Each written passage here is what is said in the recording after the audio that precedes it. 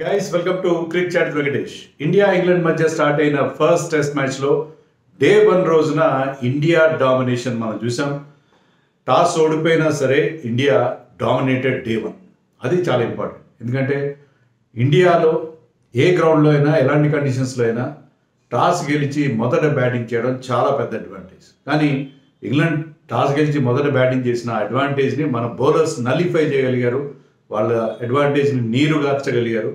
అది చాలా important. England still manage to get 246.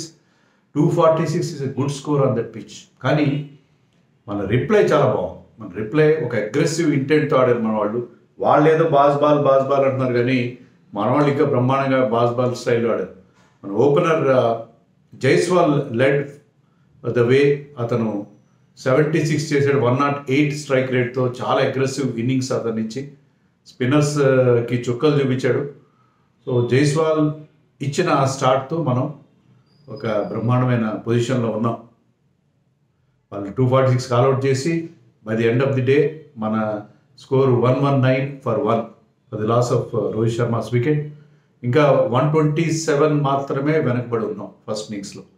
116 117 maybe correct figure number నాకు గుర్తు రావట్లేదు. సో ఇంకా మనం 127 రన్స్ మాత్రం వెనకబడి ఉన్నాం. సో మంచి స్టార్ట్ లభించింది మనకి. మన బౌలర్స్ ముఖ్యంగా స్పిన్నర్స్ జాష్ బాల్ వర్కౌట్ అయింది. జైస్వాల్ బ్రహ్మాండంగా ఆడాడు. దాంతో డే 1 బిలాంగ్ టు ఇండియా. మరి పిచ్ ఎలా ఉంది? పిచ్ పెద్ద డేంజరస్ ట్రెచరస్ ట్రాక్ ఏమీ కాదు.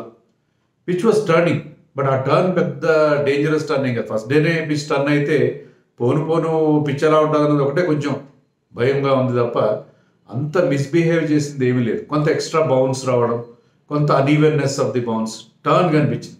టర్న్ అయింది స్పిన్నర్స్కి డెఫినెట్గా there is some amount of turn. కానీ అన్ప్లేయబుల్ డెలివరీస్గా కనిపించింది చాలా తక్కువ. ఒక్క డెలివరీ చాలా ఎక్సెప్షనల్ డెలివరీగా చెప్పుకోవాలి. Akshar Patel clean bowling, Jonny Bairstow అదొక్కటే కొంచెం చాలా షార్ప్గా టర్న్ అయ్యి took the top of the off stump. So అది మినహాయిస్తే మిగతా డెలివరీస్ ఏం పెద్దగా మనకి బ్యాట్స్మెన్ ఇబ్బంది పెట్టింది ఏం కాదు. ఒకవేళ అలాగే ఇబ్బంది పెట్టుంటే 11 వికెట్లు పడి ఉండేవి కాదు, 15 వికెట్లు పడి ఉండేవి. కానీ అలా కాకుండా India batted freely compare to England, because మనకున్న క్వాలిటీ స్పిన్నర్స్ వాళ్ళ దగ్గర లేరు. సో ఆ డిఫరెన్స్ మనకి చాలా స్పష్టంగా కనిపించింది. ఇండియన్ స్పిన్ అటాక్లో తర్వాత ఇంగ్లీష్ స్పిన్ అటాక్లో ఉన్న డిఫరెన్స్ మనకి వాళ్ళ ఇన్ఎక్స్పీరియన్స్ చాలా ఎక్కువగా మనకి కనిపించింది. Particularly we have to appreciate hour spinners. ముగ్గురు కూడా బ్రహ్మాండాన్ని బౌలింగ్ చేశారు. అశ్విన్, జడేజా అండ్ అక్షర్ పటేల్ ముగ్గురు కలిసి 8 వికెట్లు తీశారు. మిగతా 2 వికెట్లు బుమ్రా తీశాడు. Even Siraj bowled well. అసలు ఇనీషియల్ స్పెల్స్లో బుమ్రాలో సిరాజే వికెట్ తీస్తాడేమో అని అనిపించాడు. యాక్చువల్గా వాళ్ళు బ్యాటింగ్ స్టార్ట్ చేసినప్పుడు they started off in a well run fashion. చాలా క్విక్గా స్టార్ట్ చేశారు. ఇద్దరు ఓపెనర్స్లో ముఖ్యంగా బెన్ డకెట్ చాలా అగ్రెసివ్గా అతను స్టార్ట్ చేశాడు, లెఫ్ట్ హ్యాండర్. కొంచెం క్రాలింగ్గానే ఉన్నాడు, కానీ డకెట్ మాత్రం చాలా క్విక్గా 7 బౌండరీలు కొట్టాడు ఆడిన 30-35 రన్స్లో. చాలా అగ్రెసివ్గా స్టార్ట్ చేశాడు. సో వాళ్ళు they were playing and missing. Beat అవుతూనే ఉన్నారు, బట్ స్టిల్ రన్స్ చేస్తూనే ఉన్నారు.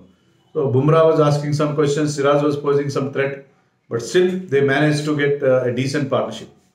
వాళ్ళు 55 రన్స్ ఎంతో యాడ్ చేశారు ఫస్ట్ వికెట్. అందులో వాళ్ళ 40 రన్స్ చాలా క్విక్గా వచ్చేసాయి, 8 ఓవర్స్లోనే వచ్చాయి. సో బయాస్ బాల్ అక్కడ కనిపించింది, ముఖ్యంగా డకెట్ స్టైల్ ఆఫ్ ప్లేలో.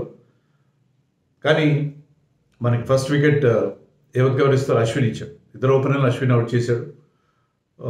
సో మనకి మంచి స్టార్ట్. ఆలీపాప్ని కూడా మనకి లంచ్కి ముందు ఆలీపాప్ వికెట్ కూడా దొరికింది. సో లంచ్ టైంకి మనం స్ట్రాంగ్ పొజిషన్లో కనిపించాం, 3 వికెట్లు తీసేసాం. బట్ అక్కడ 3 వికెట్లు ఫ్రమ్ 55 for no loss నుంచి 60 for 3 సరదా వరుసగా 3 వికెట్లు పడ్డాయి. జడేజా అండ్ అశ్విన్ కలిసి 3 వికెట్లు తీసేస్తారు, బాగానే ఉంది. అశ్విన్ 2, జడేజా 1. 60 for 3 దగ్గర నుంచి ఒక పార్ట్నర్షిప్ మనం చూసాం between Joe Root and Jonny Bairstow. ఇద్దరు మోస్ట్ డేంజరస్ ప్లేయర్స్ ఆ టీంలో. సో లంచ్ టైంలో నేను మన మిత్రులతో చాలామంది కనిపించారు నాకు ఈరోజు.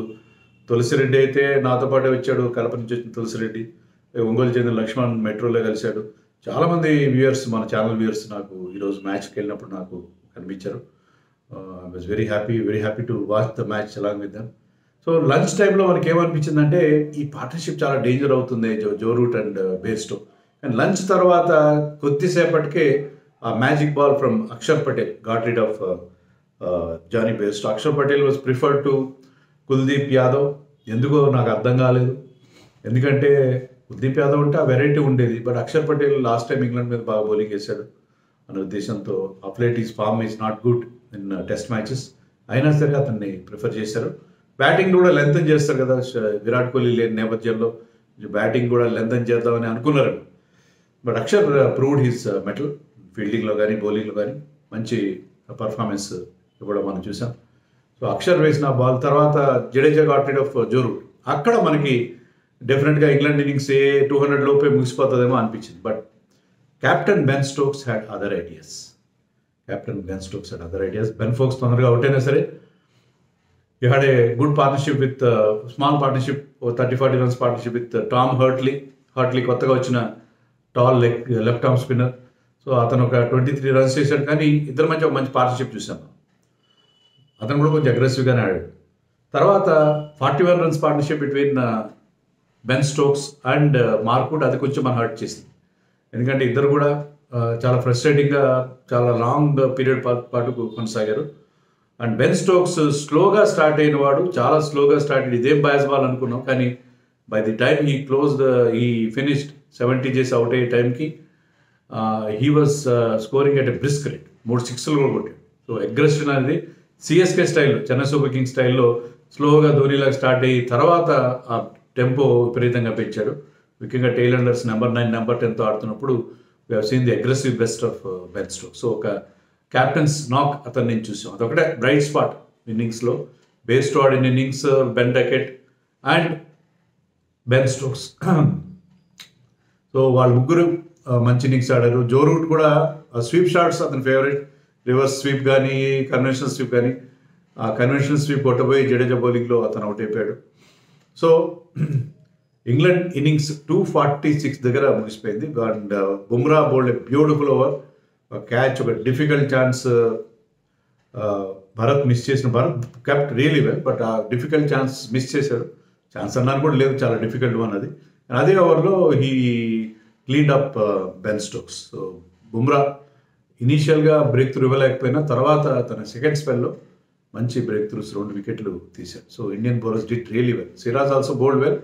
వికెట్ తీయకపోయినా, వికెట్లెస్ అయినా కూడా ఒక మంచి క్యాచ్ పట్టుకున్నాడు to get rid of Crawley. I think క్రాలీని అవుట్ చేయడానికి ఒక సూపర్ క్యాచ్, లో క్యాచ్ పట్టుకున్నాడు. It was refer to third umpire, but it was prove to be clean.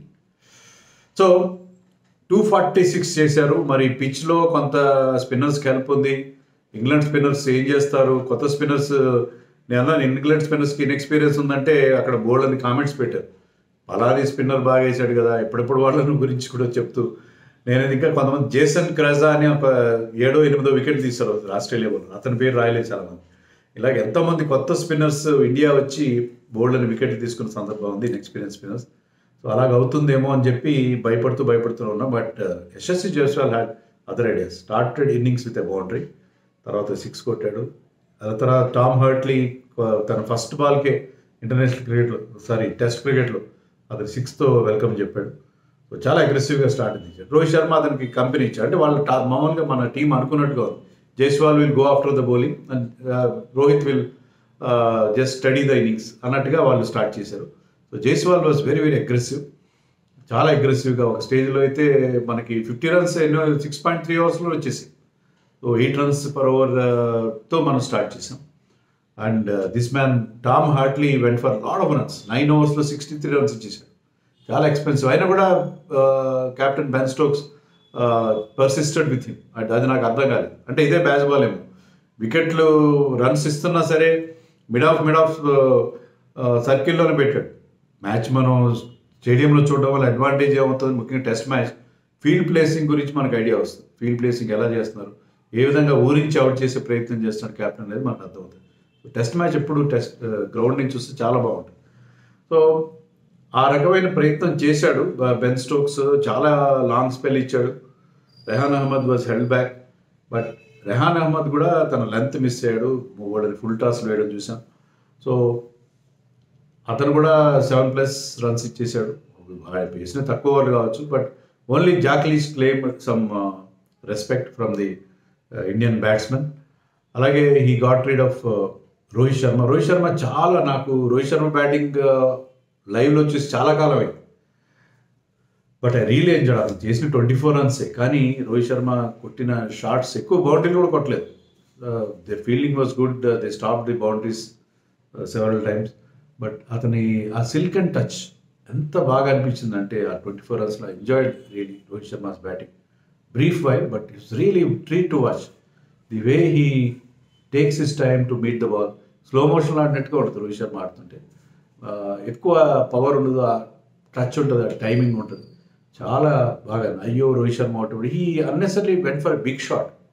అవసరం లేదు, అతను he was playing along the ground, all along the ground. కానీ అతను సిక్స్లు కొట్టే అలవాటు కదా, సిక్స్ కొట్టడానికి కోసం వెళ్ళాడు, టూ ఎండ్ ఆఫ్ ద బ్యాట్కి వెళ్ళింది, జాక్లీస్కి వికెట్ వచ్చింది. That was against the run of play. But still తర్వాత శుభ్మన్ గిల్ వచ్చాడు. శుభ్మన్ గిల్ మీద ప్రెషర్ పెట్టడానికి ట్రై చేశాడు, అటాకింగ్ ఫీల్డ్ పెట్టి. శుభ్మన్ గిల్ కూడా షేకింగ్గా కనిపించాడు, ఫామ్లో లేడు కదా, నాకు అంత ఇంప్రెసివ్గా అనిపించలేదు Shubman Gill. But SSC Jaiswal continued is good run. So 76 not out, దాంట్లో 3 ఉన్నాయి. చాలా ఇంప్రెసివ్గా ఆడుతున్నాడు ఈ కుర్రాడు. Has got wonderful future. ముఖ్యంగా స్పిన్నర్స్కి అతను నిజంగా సింహస్వప్నం. పేసర్స్ కూడా బాగా ఆడతారు. ఈవెన్ ఈ హిట్ 6 ఆఫ్ మార్క్వుడ్ ఆల్సో. మార్క్వుడ్కి 2 ఓవర్లు ఇచ్చాడు, కొంచెం లాంగ్ స్పెల్ ఇచ్చుంటే బాగుండేది. So India started off really well. అయితే మాయిశ్చర్, ఇప్పుడు మ్యాచ్ తర్వాత అశ్విన్ ఏం చెప్పాడు, ఫస్ట్ డే ప్లే తర్వాత స్టార్టింగ్లో కొంత మాయిశ్చర్ ఉంది కాబట్టి మాకు స్పిన్నర్స్కి ఆ గ్రిప్ దొరికింది, ఆ బైట్ దొరికింది అని చెప్పాడు. ఎప్పుడైతే ఆ మాయిశ్చర్ వేర్ ఆఫ్ అయిందో అక్కడి నుంచి బ్యాటింగ్ బికమ్ ఈజీ అని చెప్పాడు. కానీ రేపు మార్నింగ్ మళ్ళీ ఆ మాయిశ్చర్ ఉంటుంది. రేపు మార్నింగ్ మళ్ళీ pitch will be under the covers, moisture will develop. So రేపు ఫస్ట్ సెషన్లో జాగ్రత్తగా ఆడాలి మనం. ఫస్ట్ అవర్ ముఖ్యంగా, ఫస్ట్ ఓవర్లో జాగ్రత్తగా ఆడాలి. మళ్ళీ spinners will start the proceedings. So first ఓవర్లో ఎక్కువ డ్యామేజ్ లేకుండా ఆడితే ఇండియా ఒక పెద్ద లీడ్ సాధించాలి. ఎందుకంటే 4th ఇన్నింగ్స్ ఈ పిచ్ మీద ఆడడం చాలా కష్టం. ఫస్ట్ డేనే ఇంత టర్న్ అవుతున్న పిచ్, పోను మరింత ఇబ్బంది కలిగి, ఏం డస్ట్ రైజర్ లేవడం అలాంటిది ఏమీ లేదు. Pitch look quite normal. We should appreciate YL Chandrashekhar, the chief curator of SCA. He did a wonderful job. England should not have any complaint. వాళ్ళు ముందు నుంచే వీళ్ళు turners, rank turners, raging turners అని ముందు నుంచే మన డిఫెన్స్లో పెట్టే ప్రయత్నం చేస్తున్నారు. వాళ్ళు సాకులు వెతికే ప్రయత్నం చేస్తున్నారు. కానీ today they cannot have any complaint against this pitch, because on the same pitch మనం 100కి పైగా రన్స్ చేసాం, లాస్ట్ జస్ట్ 1 వికెట్. వాళ్ళకి బ్యాటింగ్ చేత కాలేదు, వాళ్ళకి స్పిన్నర్స్ లేరు. వాళ్ళ కౌంటర్ క్రికెట్ ఎంత దారుణంగా ఉందంటే వాళ్ళు సరైన స్పిన్నర్స్ ప్రొడ్యూస్ చేయట్లేదు. దానికి మనం ఏం చేస్తాం, వాళ్ళు అంత యంగ్ స్పిన్నర్స్ని తీసుకుని వచ్చారు, దానికి మనం ఏం చేయలేం. సో ఇండియన్ కండిషన్స్లో స్పిన్ ట్రాక్స్ మీద ఎలాంటి కంప్లైంట్ లేని పిచ్. సో పిచ్ విషయంలో వాళ్ళకి ఎలాంటి కంప్లైంట్ ఉండాల్సిన అవసరం లేదు. ఏమైనా కంప్లైంట్ ఉంటే వాళ్ళ బౌలింగ్ విషయంలో కంప్లైంట్ ఉండాలి, వాళ్ళ బ్యాటింగ్ విషయంలో కంప్లైంట్ ఉండాలి. అంతే తప్ప మన మీద పడి ఎడవడానికి వాళ్ళకి ఇప్పటివరకు అయితే అలాంటి కారణాలు లేవు. So far so good. India did started off the series very well. రేపు దీన్ని కంటిన్యూ చేయాలి. కనీసం 400 రన్స్ చేస్తేనే మనకి 4th ఇన్నింగ్స్లో పెద్ద టెన్షన్ లేకుండా ఉంటుంది కదా.